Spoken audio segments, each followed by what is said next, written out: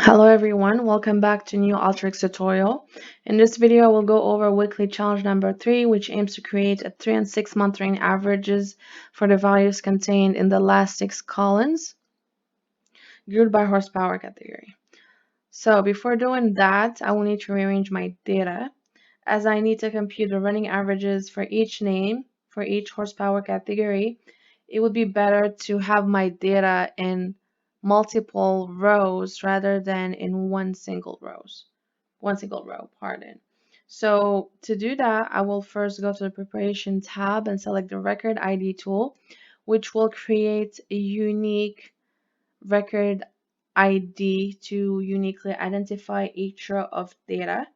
Then I will go to the transform tab and use the transpose tool to transpose my data. I will select the record ID I just created and the horsepower category as key fields. And in the data field section, I will deselect month and year because I do not need to compute the running averages for those two fields. As you can see, a column record ID has been created to uniquely identify each row of data. Now I can go ahead and start computing the running averages using the multi-row formula, which will enable me to use multiple rows in one formula expression.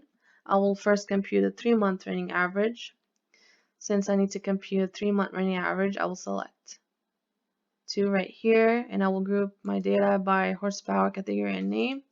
In the expression section, I will choose the average function from the math, right here. I will double click and I will replace N1 by the values for the 3 months. So the value for the current month, the value for the previous month, and the value for the previous month to the previous month. So basically month 1, month 2, and month 3. I will go ahead and run my workflow one more time. And as you can see, a new column has been created with my running average for the 3-month period. Now I will do the same thing to compute my 6-month running average. I will connect the multi-row formula to the same transpose tool. I will call my column R6 and I will choose 5 right here since I need to compute a 6-month running average. I will go to the function tab, select the average function, and I will simply manually add the remaining 3 months. So R minus 5, row minus 4, and row minus 3. So now I have the values for the month 1, month 2, month 3, month 4, month 5, and month 6, which is the current month. I will now run my workflow one more time. And as you can see, a new column has been created.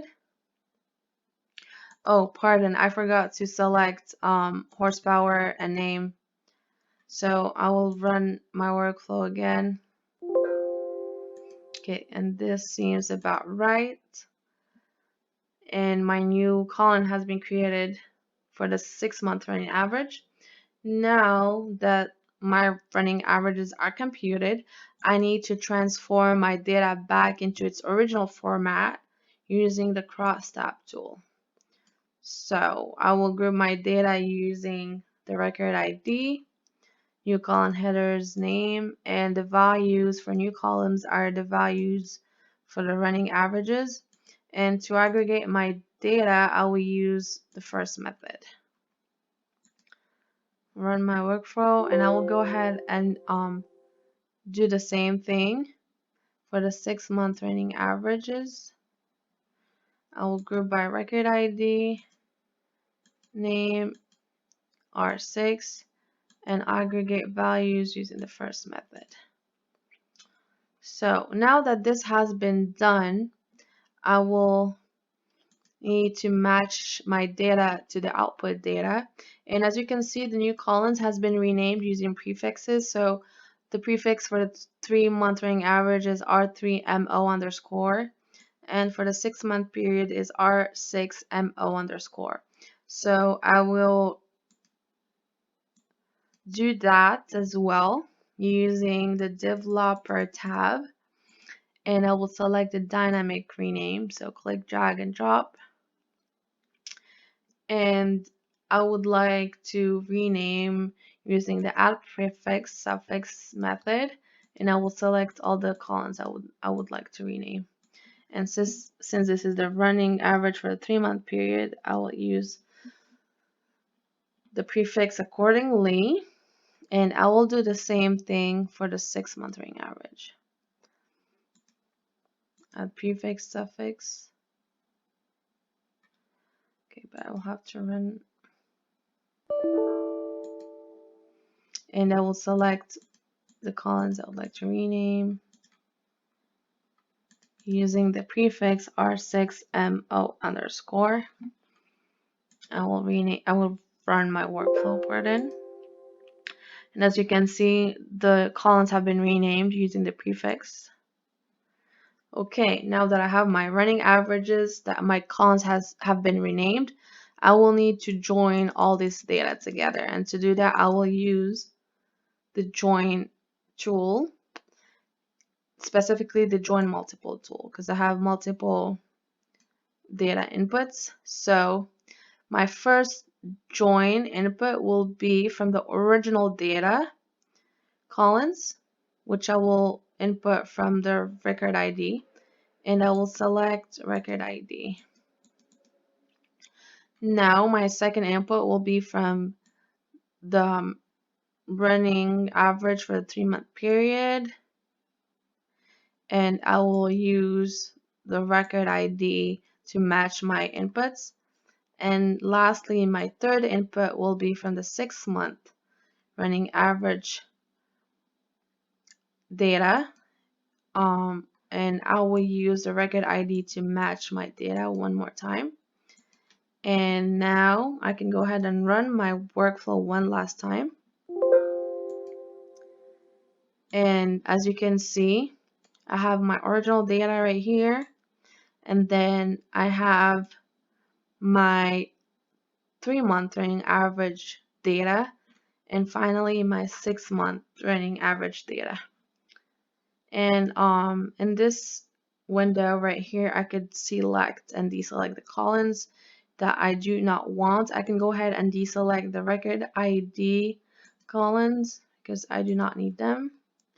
I'll run my workflow one more time, and I am left with the same data minus the record ID columns.